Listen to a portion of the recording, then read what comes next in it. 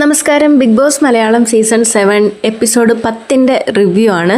Mid week എവിക്ഷനിലൂടെ 2 പേരെ പുറത്താക്കാമെന്ന് പറഞ്ഞ് വീട്ടുകാരെയും കൊതിപ്പിച്ച് അവരെ കൊണ്ട് മിഡ് വീക്ക് എവിക്ഷനിലേക്ക് 6 പേരെ സെലക്റ്റും ചെയ്യിപ്പിച്ച് കഴിഞ്ഞതിന് ശേഷം ഇന്ന് ബിഗ് ബോസ് വന്നിട്ട് പറയുകയാണ്, പരിപാടിയിൽ ചെറിയൊരു മാറ്റമുണ്ട്. മിഡ് വീക്ക് എവിക്ഷൻ എന്ന് പറഞ്ഞാൽ പ്രേക്ഷക വിധി പ്രകാരം പൂർണ്ണമായിട്ടും പുറത്തു പോകുന്നത് പോലെയല്ല, താൽക്കാലികമായിട്ട് അവരെ സസ്പെൻഡ് ചെയ്യുന്നു എന്ന് മാത്രമേ ഉള്ളൂ എന്ന്. അനീഷിനെയും ഒനിയിലിനെയൊക്കെ എത്രയും പെട്ടെന്ന് ബിഗ് ബോസിൽ നിന്ന് പുറത്താക്കാമെന്ന് പറഞ്ഞ് അവർക്കെതിരെ വോട്ട് ചെയ്തവർക്കൊക്കെ ഇത് കേട്ടപ്പോൾ ചെറിയൊരു സമാധാനക്കേട് വന്നെങ്കിലും പിന്നീട് ബിഗ് ബോസ് കൂട്ടിച്ചേർത്തു, ഇവരുടെ തിരിച്ചു വരവും വരാതിരിക്കലും നിങ്ങളുടെ കയ്യിലാണ് എന്ന്. അത് കേട്ടപ്പോൾ ഈ വോട്ട് ചെയ്തവർക്കൊക്കെ ചെറിയൊരു സമാധാനം ഉണ്ടായി എന്ന് തോന്നുന്നു. ഏതായാലും ഇന്നത്തെ എപ്പിസോഡിന്റെ മെയിൻ കണ്ടന്റും ഈ മിഡ് വീക്ക് എവിക്ഷനിലേക്കുള്ള ടാസ്കും അതിനെ സംബന്ധിച്ചുള്ള കാര്യങ്ങളുമാണ്. ഇന്നത്തെ എപ്പിസോഡിലേക്ക് വന്നാൽ തുടക്കം തന്നെ അനുമോളും ആദിലയും കൂടെ നിന്നിട്ട് ബാത്റൂമിന്റെ ഏരിയയിൽ നിന്ന് സംസാരിക്കുകയാണ്. അപ്പോൾ അനുമോള് ആതിരേൻ്റെ അടുത്ത് നെവിനെ പറ്റിയിട്ടാണ് സംസാരിക്കുന്നത്. ഇന്നലെ രാത്രി നെവിൻ അനുമോളും ശൈത്യം കിടക്കുന്ന കട്ടിലേക്ക് വന്നിട്ട് എനിക്ക് 2 ചേച്ചിമാരുടെ സ്നേഹം വേണമെന്ന് പറഞ്ഞു. പിന്നെ നെവിൻ്റെ ഫുഡ് മോഷണത്തെ പറ്റിയും അനുമോള് സംസാരിക്കുന്നുണ്ട്. ഒരു സൈഡിൽ നെവിൻ്റെ ഫുഡ് മോഷണവും മറു സൈഡിൽ ജിസേലിൻ്റെ രഹസ്യമായ മേക്കപ്പ് ഉപയോഗവും. അതിനുശേഷം അനീഷ് തുടങ്ങി വെച്ചൊരു വഴക്ക് വേറെ എവിടേക്കോ ചെന്ന് അവസാനിക്കുന്നതാണ്. അനീഷ് കിച്ചണിലാണല്ലോ, അപ്പം ക്യാമറയും കിച്ചണിലേക്ക് ആവണമല്ലോ. വഴക്കിൻ്റെ തുടക്കം എങ്ങനെയാണെന്ന് വെച്ചാൽ, കിച്ചണിൽ ഓവൻ്റെ ഡോറ് തുറന്ന് നടക്കുന്നു. അപ്പോൾ അനീഷ് പറയുന്നു, ഇത് ഡോറ് തുറന്നിട്ടിട്ട് പോയിരിക്കുകയാണ്, ഇനി ഇത് അടയ്ക്കാൻ ആരെങ്കിലും പുറകെ നടക്കണം എന്നുള്ളത്. അപ്പോൾ അക്ബർ പറയുന്നു, നമ്മളിവിടെ കുക്ക് ചെയ്തുകൊണ്ടിരിക്കുകയല്ലേ, അതങ്ങ് അടച്ചാൽ പോരെയെന്ന്. ഇത് കേട്ട് വരുന്ന സരിക, കലാഭവൻ സരിക ഇതിലിടപെടുന്നു. സരിക ചോദിക്കുന്നു, ഇതെന്തൊരു ക്യാപ്റ്റനാണ്, അവരവിടെ കുക്ക് ചെയ്യല്ലേ, അപ്പോൾ അതങ്ങ് ഒന്ന് അടച്ചാൽ പോരെ, അതിന് കിടന്ന് ഇങ്ങനെ സംസാരിക്കേണ്ട ആവശ്യമുണ്ടോ എന്ന്. അപ്പോൾ സരികേൻ്റെ അടുത്ത് അനീഷ് പറയുന്നു, ഇത് ഞങ്ങളുടെ ആഭ്യന്തര പ്രശ്നമാണ്, ഞങ്ങളുടെ ടീമിൻ്റെ ആഭ്യന്തര കാര്യമാണ്, അതിൽ സരിക ഇടപെടേണ്ടെന്ന്. അപ്പോൾ സരിക പറയുന്നു, അതെങ്ങനെ ഇടപെടാതിരിക്കും, നിങ്ങളല്ലേ ഞങ്ങൾ ഭയങ്കര ഒത്തൊരുമയുള്ള ടീമാണ് എന്നൊക്കെ പറഞ്ഞ്, എന്നിട്ട് ഇങ്ങനെയാണോ ടീം, ഒരു ഓവൻ്റെ ഡോറ് പോലും നിങ്ങൾക്ക് അടയ്ക്കാൻ പറ്റുന്നില്ലെന്ന് ചോദിക്കുമ്പോൾ അനീഷ് സരികേൻ്റെ അടുത്ത് ഇങ്ങനെ തർക്കിക്കുകയാണ്, ഇത് ഞങ്ങളുടെ വിഷയമാണ്, അത് ഞങ്ങൾ തമ്മിൽ തീർത്തോളാം, ഞങ്ങൾ തമ്മിൽ ചിലപ്പോൾ വഴക്കിടും, ഞങ്ങൾ തമ്മിൽ സ്നേഹിക്കും, അതൊന്നും നിങ്ങൾ ഇടപെടേണ്ട കാര്യമില്ല എന്ന്. അനീഷിൻ്റെ ശബ്ദമാണല്ലോ ഉയർന്നു കേട്ടത്. അപ്പോൾ ഉറപ്പായിട്ടും അവിടെ ശരത്ത് വരണമല്ലോ. ശരത്ത് വന്നു, ഞങ്ങൾ ഇടപെടൂടാ, ഞങ്ങൾ കേട്ടോണ്ടിരുന്നാൽ ഞങ്ങൾ ഇടപെടൂടാ, നീ ആരാടാ ഇവിടുത്തെ എന്ന് പറഞ്ഞിട്ട് ശരത്ത് അനീഷിൻ്റെ അടുത്തോട്ട് ദേഷ്യപ്പെട്ട് ചെല്ലുന്നു. അപ്പോൾ ഇവരുടെ വഴക്കൊക്കെ കേട്ടുകൊണ്ട് ക്യാപ്റ്റനായിട്ടുള്ള ഷാനവാസും കിച്ചണിൻ്റെ അവിടേക്ക് വരുന്നു. എന്നിട്ട് ഷാനവാസിന് എന്താ അവിടെ നടന്നതെന്നുള്ളതൊന്നും അറിയില്ല, പക്ഷേ അനീഷിൻ്റെ അടുത്ത് ദേഷ്യപ്പെടുന്നു. അപ്പോൾ അനീഷ് തിരിച്ചു പറയുന്നു, ഒരു ക്യാപ്റ്റൻ ആണെങ്കിൽ എന്താണ് ഇവിടെ സംഭവിച്ചതെന്ന് അറിയേ, എങ്ങനെയാണ് ഈ പ്രശ്നം തുടങ്ങിയെന്ന് അറിയുമെന്ന് പറയുന്നു. അപ്പോൾ ഷാനവാസ് സരികേൻ്റെ അടുത്ത് ചോദിക്കുന്നു, എന്താ പ്രശ്നം എന്ന്. അപ്പോൾ സരിക പറഞ്ഞു, ഓവൻ്റെ ഡോർ അടച്ചില്ല എന്നും പറഞ്ഞുകൊണ്ട് ഇവിടെ കിടന്ന് മറ്റതാണ് മറിച്ചതാണ് എന്നൊക്കെ പറഞ്ഞുകൊണ്ട് അനീഷ് ഭയങ്കര ബഹളം. അത് ചോദിച്ചപ്പോൾ എന്നോട് ചോദിക്കാൻ, നീ ആരാ അത് ചോദിക്കാനെന്ന്. ഇതിനിടയ്ക്ക് ശരത്ത് ഭയങ്കരമായിട്ടും കത്തിക്കേറി അനീഷിൻ്റെ അടുത്ത് എന്നിട്ട് ഇങ്ങനെ സംസാരിച്ചുകൊണ്ടിരിക്കുക, നീ ആരാ അരിക്കൊമ്പനോ, നീ ഇവിടുത്തെ വെറും നൂലാണെന്നൊക്കെ പറഞ്ഞിട്ട് ശരത്ത് അവിടെ കിടന്ന് വെറും ഷോ. ഇത് കഴിഞ്ഞതിന് ശേഷം ബിന്നി അവിടേക്ക് വരുന്നു. അപ്പോൾ ബിന്നിയായിട്ട് അനീഷ് സംസാരിക്കുന്നു.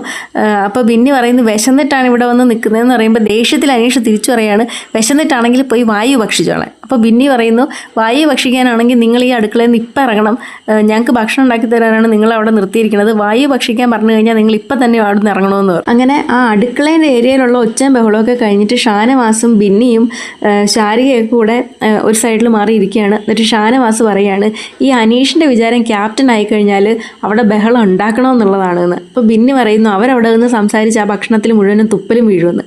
ഇത് കേട്ട ഉടനെ ക്യാപ്റ്റനായിട്ടുള്ള ഷാനവാസ് അവരോട് പോയിട്ട് ഉപദേശ രൂപേണ പറയുന്നു, അതെ നിങ്ങളിങ്ങനെ സംസാരിച്ചുകൊണ്ട് കഴിഞ്ഞാൽ ഭക്ഷണത്തിലൊക്കെ തുപ്പൽ വീഴുന്നൊരു പരാതി വന്നിട്ടുണ്ട് എന്ന്.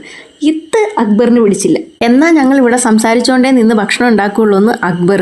അങ്ങനെ അക്ബറും ഷാനവാസും തമ്മിലായി വഴക്ക്. പ്രത്യേകിച്ച് പറയാനൊന്നുമില്ല, അങ്ങോട്ട് എടാ പോടാ വാടാ, നീ ആരാടാ ഏതാടാ എന്നൊക്കെയുള്ള സംസാരം തന്നെയാണ്. അപ്പോൾ ഇവരുടെ ഇടയ്ക്ക് ഒണിയിലും വരുന്നു. ഒണിയിലും അക്ബറുമായിട്ടായി സംസാരം. അവസാനം സംസാരിച്ച് അക്ബറിൻ്റെ വായിൽ നിന്ന് തെറിയും വന്നു.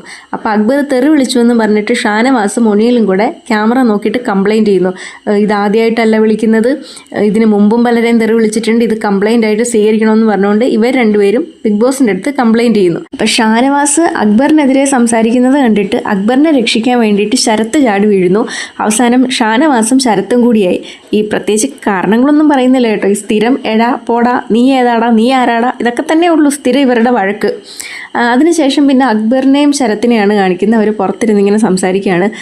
അപ്പോൾ ശരത്ത് പറയുന്നത്, നിന്റെ നേരെ വന്നപ്പോഴത്തേക്കിനും എൻ്റെ കയ്യിൽ നിന്ന് പോയളിയാ, ഞാൻ എനിക്കൊന്നും ചെയ്യാനും പറ്റുന്നില്ല എന്നൊക്കെ പറഞ്ഞിട്ട് ഇങ്ങനെ സംസാരിക്കുന്നത്. അപ്പോൾ അക്ബർ ശരത്തിൻ്റെ അടുത്ത് പറഞ്ഞു കൊടുക്കുന്നു, അങ്ങനെ എല്ലാ കാര്യത്തിലൊന്നും നീ ഇടപെടണ്ട, ഇത് എനിക്ക് ഒറ്റയ്ക്ക് ഹാൻഡിൽ ചെയ്യാൻ പറ്റുന്നതേ ഉള്ളൂ, ഷാനവാസിനെ ഒണിലിനെയൊക്കെ ഞാൻ കൈകാര്യം ചെയ്തോളാം. പിന്നെ അഭിഷേക് എന്താണ് ഈ കാര്യത്തിലൊന്നും വന്ന് ഇടപെടാത്തത്, അവൻ എന്താ ന്യൂട്രലായിട്ട് ഇരിക്കുന്നതെന്ന് ശരത്തിനോട് ചോദിക്കുന്നുണ്ട്. അതേപോലെ ഈ തെറി വിളിച്ചതിനെ പറ്റി ന്യായീകരിക്കുന്നുണ്ട്. അതെല്ലാ മലയാളികളും വിളിക്കുന്നതാണ്, ഇനിയും ഞാൻ വിളിക്കും, അവനൊക്കെ അതാണ് അർഹിക്കുന്നത്, അവനൊക്കെ ഇനിയും സംസാരിക്കാൻ വന്നാൽ ഇനിയും ഞാൻ വിളിക്കും എന്നൊക്കെ അക്ബർ പറയുന്നുണ്ട്. അതിൻ്റെ കൂടെ പറയുന്ന ഈ ഷാനവാസിനെയും ഒണീലിനെയൊക്കെ പുറത്താക്കുന്ന കാര്യം അക്ബർ പറയുകയാണ്. അവന്മാർ ഇവിടുന്ന് പോകുമ്പോൾ ഞാനൊരു ചായയും കുടിച്ചുകൊണ്ടിരിക്കും അവന്മാരുടെ മുമ്പിൽ. അപ്പോൾ ഇത് കേട്ടോണ്ട് ശരത്ത് പറയാണ്, അവന്മാർ പോകുമ്പോൾ ഞാൻ കാലുമേ കയറി വെച്ചിരിക്കുകയാ. അക്ബറിന് ആ കാര്യത്തിൽ വ്യക്തമായിട്ടുള്ളൊരു ഗെയിം പ്ലാൻ ഉണ്ട്. ഈ അനീഷിനെ പോലെ തന്നെ ഫുൾ ടൈം ഗെയിമിൽ നിൽക്കുന്ന ഒരാൾ അക്ബറാണ്. അക്ബർ വളരെ കണ്ണിങ് ആയിട്ടുള്ളൊരു പ്ലെയറാണ്.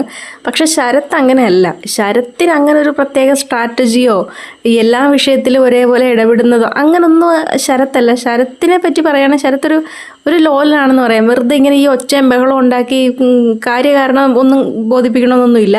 ആരെങ്കിലും ഇന്നയാൾ മോശമാണ്, ഇന്നയാൾ ഇങ്ങനെയാണെന്ന് പറഞ്ഞു കഴിഞ്ഞാൽ പിന്നെ അയാൾക്കെതിരെ ഭയങ്കരമായിട്ടും പൊട്ടിത്തെറിക്കുന്ന ഒരു സ്വഭാവം. ഏതായാലും അനീഷ് തുടങ്ങി വെച്ച വഴക്ക് ഷാനവാസിൻ്റെയും ഒണിയിലിൻ്റെയും പുറത്താക്കൽ വരെ വന്നെത്തി. അത് കഴിഞ്ഞതിന് ശേഷം എല്ലാവരെയും ലിവിംഗ് റൂമിലേക്ക് വിളിപ്പിക്കുകയാണ്. അപ്പോഴാണ് ഈ മിഡ് വീക്ക് എവിക്ഷനെ പറ്റിയിട്ട് ബിഗ് ബോസ് പറയുന്നത്. മിഡ് വീക്ക് എവിക്ഷൻ എന്ന് പറയുന്നത് പൂർണ്ണമായിട്ടും പ്രേക്ഷക വിധിപ്രകാരം പുറത്തു പോകുന്നത് പോലെയല്ല. താൽക്കാലികമായിട്ട് അവർ രണ്ടുപേരെയും സസ്പെൻഡ് ചെയ്യുന്നു. ഇങ്ങനെ സസ്പെൻഡ് ചെയ്യുന്ന രണ്ടുപേരെ ഡെഡ് സോണിലേക്ക് മാറ്റും. ഈ ഡെഡ് സോൺ എന്ന് വെച്ചാൽ അവിടെ മൈക്കോ ക്യാമറയോ ഒന്നും ഇല്ലാത്തൊരു ഏകാന്തവാസമായിരിക്കും. വിവിധ തരം ടാസ്കുകൾ തരും. അതിൽ പരാജയപ്പെടുന്ന രണ്ടുപേരെയാണ് വീട്ടിൽ നിന്ന് താൽക്കാലികമായിട്ട് സസ്പെൻഡ് ചെയ്യുക. അപ്പോൾ ഈ ടാസ്ക് ഒക്കെ തുടങ്ങുന്നതിന് മുമ്പ് ഈ 6 പേർക്കുമായിട്ട് ഓരോരുത്തർക്കും 500 പോയിന്റ്സ് വീതം നൽകുന്നുണ്ട്. അതിൽ 2 പേര് സസ്പെൻഡ് ആയിക്കഴിഞ്ഞാൽ ആ 2 പേരുടെ പോയിന്റ്സും കൂടെ കൂട്ടിച്ചേർത്ത് 500 1000 പോയിന്റ്സ് ഈ വീട്ടുകാർക്ക് കിട്ടും. ഈ കൊടുക്കുന്ന ടാസ്കുകൾ ഈ 6 പേർക്കും നേരിട്ട് ചെയ്യാൻ കഴിയില്ല. അവർ തിരഞ്ഞെടുക്കുന്ന 2 സഹായികൾക്ക് മാത്രമാണ് ഇവർക്ക് കൊടുക്കുന്ന ടാസ്കുകൾ ചെയ്യാൻ പറ്റുക. അങ്ങനെ കാവലാൾ എന്ന് പറഞ്ഞിട്ടൊരു ആക്ടിവിറ്റി ഇവർക്ക് കൊടുക്കുകയാണ്. കാരണം ഇവർക്ക് വേണ്ട 2 സഹായികളെ തിരഞ്ഞെടുക്കുക എന്നുള്ളത്. റെന വന്നിട്ട് റെനേനെ സഹായിക്കാൻ വേണ്ടിയിട്ട് ആര്യനെയും ജിസേലിനെയാണ് തിരഞ്ഞെടുക്കുന്നത്. ശാരിക ബിന്നീനെയും ആദിലേനെയും നൂറേനെയും തിരഞ്ഞെടുക്കുന്നു. ഒണീൽ വന്നിട്ട് അക്ബറിനെയും ഷാനവാസിനെയാണ് തിരഞ്ഞെടുക്കുന്നത്. അനീഷ് ശരത്തിനെയും അനുമോളിനെയാണ് തിരഞ്ഞെടുക്കുന്നത്. സരിക നെവിനെയും അഭിലാഷിനെയും, രേണു ബിൻസിനെയും ശൈത്യനെയും. അപ്പം ഇവരാണ് ആ 6 പേർക്ക് വേണ്ടിയിട്ട് ടാസ്ക് കളിച്ച് അവരെ സസ്പെൻഷനിൽ നിന്ന് രക്ഷിക്കേണ്ടത്. അത് കഴിഞ്ഞതിന് ശേഷം ക്യാപ്റ്റൻ ആയിട്ടുള്ള ഷാനവാസ് എല്ലാവരോടും പോയി ചോദിക്കുന്നു, ഈ ജിസേൽ ഇട്ടിരിക്കുന്ന ഡ്രസ്സ് ബിഗ് ബോസ് കൊടുത്തതല്ലല്ലോ, അത് യൂണിഫോം അല്ലല്ലോ, അത് എവിടുന്നാണെന്ന് അറിയില്ല. അപ്പം നിങ്ങൾ ആരെങ്കിലുമൊക്കെ കംപ്ലൈൻ്റ് ആയിട്ട് തന്നു കഴിഞ്ഞാൽ അത് ഞാൻ ജിസേലിൻ്റെ അടുത്ത് പോയി ചോദിക്കാമെന്ന് പറയുന്നു. അങ്ങനെ ജിസേലിൻ്റെ അടുത്ത് പോയിട്ട് ഷാനവാസ് ചോദിക്കുന്നു, ജിസേൽ ഈ ഡ്രസ്സ് ഇട്ടിരിക്കുന്നതിനെ പറ്റിയിട്ട് കംപ്ലൈൻറ്റ് വന്നിട്ടുണ്ട്. അപ്പോൾ ജിസേൽ പറയുന്നു, എൻ്റെ കയ്യിലുണ്ടായിരുന്ന ഡ്രസ്സ് കീറിപ്പോയതാണ്. അങ്ങനെ ലിവിങ് റൂമിൽ വന്നിരിക്കുന്നു. ബിഗ് ബോസ് നേരിട്ട് ചോദിക്കുന്നു, ജിസേൽ ഇപ്പോൾ ഇട്ടിരിക്കുന്ന ഡ്രസ്സ് എവിടുന്ന് കിട്ടിയെന്ന്. അപ്പോൾ ജിസേൽ പറയുന്നു, നിങ്ങൾ ലോണ്ട്രീൻ്റെ കൂട്ടത്തിൽ എനിക്ക് തന്നതാണ് എന്ന് പറഞ്ഞു. അപ്പോൾ അനുമോള് പറയുകയാണ്, ഓൾറെഡി ജിസേലിന് കൊടുത്തിട്ടുള്ള ഡ്രസ്സ് കുറച്ച് വലുതായതുകൊണ്ട് അത് കിട്ടിയപ്പോൾ തൊട്ടേ ജിസേലിന് ഇഷ്ടമല്ല. അപ്പോൾ ജിസേൽ അത് കുറച്ച് കെട്ടിയൊക്കെ വെച്ചിട്ടാണ് അത് കൊണ്ട് നടന്നിരുന്നത്. അപ്പോൾ അതിനെതിരെ അനുമോള് പറയുകയാണ്, ജിസേലിന് ചെറിയ ഡ്രസ്സുകളാണ് ഇടാൻ ഇഷ്ടം എന്നുള്ള രീതിയിൽ. ജിസേലിൻ്റെ ഡ്രസ്സ് എങ്ങനെ കീറി, അപ്പോൾ ജിസേൽ തനിയെ കീറി എന്നുള്ളൊരു ടോണിൽ അനുമോള് സംസാരിക്കുമ്പോഴത്തേക്കിനും ജിസേൽ വന്നിട്ട് പറയുന്നു, നിന്നെ പോലെയല്ല, ഞങ്ങൾക്ക് കുറച്ച് ഹൈറ്റും വെയിറ്റും ഒക്കെ ഉണ്ട്, അപ്പം കീറുമെന്ന്. അപ്പോൾ അനുമോളുടെ ഹൈറ്റിനെ പറ്റി പറഞ്ഞു എന്ന് പറഞ്ഞിട്ട് ബോഡി ഷെയിം ചെയ്യുന്ന രീതിയിൽ ജിസേൽ സംസാരിച്ചതുകൊണ്ട് അനുമോൾക്ക് സങ്കടം വരുന്നു. അത് ജിസേൽ ചെയ്തതും തെറ്റാണ്. കാരണം നിന്നെ പോലെ അല്ല എന്ന് പറയുമ്പോഴത്തേക്കിനും അനുമോളിനെ ബോഡി ഷെയിം ചെയ്തത് തന്നെയാണ്. അത് കഴിഞ്ഞതിന് ശേഷം ജിസേൽ അവിടുന്ന് പറയുന്നുണ്ട്, കുറച്ച് ഹൈറ്റും വെയിറ്റും ഒക്കെ ഉണ്ടാകുന്ന സമയത്ത് ഇട്ട് കഴിയുമ്പോഴത്തേക്കിനും ഡ്രസ്സ് പെട്ടെന്ന് കീറും, അതാണ് ഞാൻ പറഞ്ഞതെന്നുള്ളത്.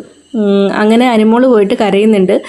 ഷാനവാസും അനീഷും ശൈത്യയൊക്കെ പോയിട്ട് ആശ്വസിപ്പിക്കുന്നുണ്ട്. അനുമോള് പറയുന്നു, ചെറുപ്പത്തിലൊക്കെ ഈ ഹൈറ്റിൻ്റെ പേരിൽ ഒരുപാട് കളിയാക്കലുകളൊക്കെ കിട്ടിയിട്ടുണ്ട്, അപ്പോൾ ഇതിങ്ങനെ പറയുമ്പോൾ എനിക്ക് സഹിക്കാൻ പറ്റില്ല എന്നൊക്കെ പറഞ്ഞിട്ട് അനുമോള് അത് കഴിഞ്ഞിട്ട് പിന്നെ ലിവിങ് റൂമിൽ വന്നിരിക്കുന്നു. ജിസേലിൻ്റെ അടുത്ത് പറയുന്നു, ഇത് 3ാമത്തെ വാർണിംഗ് ആണ് ജിസേലിന് തരുന്നത്, ഇനി മേലിലെങ്കിലും ഇത് ആവർത്തിക്കരുത് എന്ന് പറഞ്ഞിട്ട് ജിസേലിന് വേറൊരു ഡ്രസ്സ് കൊടുക്കുന്നുണ്ട്. ജിസേലിൻ്റെ റൂൾ ബ്രേക്ക് കാണിച്ച സ്ഥിതിക്ക് പിന്നെ നെവിൻ്റെ വിശപ്പും കാണിക്കണമല്ലോ. ഇത് രണ്ടുമാണ് ഒരേ സമയം അവിടെ ഇങ്ങനെ നടന്നുകൊണ്ടിരിക്കുന്നത്. അപ്പോൾ നെവിൻ തക്കാളിയിൽ എന്തോ പഞ്ചസാര ഇട്ടിട്ടോ എന്തോ ആണെന്ന് തോന്നുന്നു ഒളിച്ചിരുന്ന് ഇങ്ങനെ കഴിക്കുകയാണ്. ആകെ കൂടെ കുറച്ച് ഭക്ഷണ സാധനങ്ങളാണ് അവിടെ എല്ലാവർക്കും കിട്ടുന്നത്, അതിനകത്തുനിന്ന് മോഷണവും. അപ്പോൾ ഇവിടേക്ക് നൂറ വരുന്നുണ്ട്, നൂറയ്ക്കും കൊടുക്കുന്നുണ്ട്. അപ്പോൾ പറയുന്നു ഇപ്പം നമ്മൾ തുല്യ പങ്കാളികളായി കള്ളത്തരത്തിൽ നിന്ന്. അതിനുശേഷം മിഡ് വീക്ക് എവിക്ഷനിലേക്കുള്ള ആദ്യത്തെ ടാസ്ക് കോയിൻ വേട്ട നടക്കുകയാണ്. ടാസ്ക് എന്താണെന്ന് വെച്ചാൽ കളിമണ്ണിൽ കുറേ കോയിൻസ് ഒളിപ്പിച്ച് വെച്ചിട്ടുണ്ടാവും. അപ്പോൾ സഹായികളിൽ ഒരാൾ ഈ കളിമണ്ണിൽ ഇറങ്ങി ആ കോയിൻസ് മാക്സിമം കളക്ട് ചെയ്യുക എന്നുള്ളതാണ്. കളക്ട് ചെയ്യുന്നതിന് മുമ്പ് അവിടെ ഒരു ട്രഷർ ബോക്സ് വെച്ചിട്ടുണ്ട്, അത് തുറക്കണം, അത് ലോക്ക്ഡ് ആണ്. അത് തുറക്കണം എന്നുണ്ടെങ്കിൽ അതിൻ്റെ പുറകിലായിട്ട് കളറ് വെള്ളത്തിൽ ഒളിപ്പിച്ച നിലയിൽ താക്കോലുകൾ ഉണ്ടാവും. സഹായികളിൽ ഒരാൾ ആ താക്കോല് കളക്ട് ചെയ്യുക, അയാൾ തന്നെ ട്രഷർ ബോക്സ് തുറക്കുക. ആ തുറന്നതിന് ശേഷം അതിനുള്ളിലുള്ള സേഫ്റ്റി ഗിയറുകൾ മറ്റേയാൾ ധരിക്കുക. അയാളാണ് ഈ കളിമണ്ണിലേക്ക് ഇറങ്ങി കോയിൻസ് കളക്ട് ചെയ്യേണ്ടത്. ഇപ്പോൾ റെനയ്ക്ക് വേണ്ടിയിട്ട് മത്സരിക്കുന്നത് ആര്യനും ജിസേലുമാണ്. ശാരികയ്ക്ക് വേണ്ടിയിട്ട് മത്സരിക്കുന്നത് ബിന്നിയും ആദിലയും നൂറയാണ്. ഒണീലിന് വേണ്ടിയിട്ട് അക്ബറും ഷാനവാസും, അനീഷിന് വേണ്ടിയിട്ട് ശരത്തും അനുമോളും, സരികയ്ക്ക് വേണ്ടിയിട്ട് നെവിനും അഭിലാഷും, രേണുവിന് വേണ്ടിയിട്ട് ബിൻസിയും ശൈത്യം. ഈ 6 പേർക്ക് വേണ്ടിയിട്ടും 6 ട്രഷർ ബോക്സ് ഉണ്ടാവും. അതുപോലെ തന്നെ അതിൻ്റെ പിന്നിലായിട്ട് ഒരു ടബിൽ കളർ വെള്ളം കലക്കി വെച്ചിട്ടുണ്ടാവും. അതിനുള്ളിലാണ് കീ ഉള്ളത്. 6 മിനിറ്റാണ് ടാസ്കിൻ്റെ ടോട്ടൽ ടൈം. ഇപ്പോൾ ടാസ്ക് തുടങ്ങുന്നു. ശരത്തിനും അനുമോൾക്കും ഒഴികെ ബാക്കി 5 പേരുടെയും സഹായികൾക്ക് കറക്റ്റായിട്ട് താക്കോല് കിട്ടുന്നു. അവരെത്രയും പെട്ടെന്ന് ട്രഷർ ബോക്സ് തുറക്കുന്നു. മറ്റേയാൾ അതിനുള്ളിലുള്ള സേഫ്റ്റി ഗിയറുകൾ എടുത്തിടുന്നു, കളിമണ്ണിലേക്ക് ഇറങ്ങുന്നു, കോയിൻസ് എടുത്തു തുടങ്ങുന്നു. ഇവിടെ ശരത്ത് ട്രഷർ ബോക്സ് തുറക്കുമ്പോൾ അവർക്ക് അവശേഷിക്കുന്ന സമയം ആകെ 2 മിനിറ്റും 45 സെക്കൻഡുമാണ്.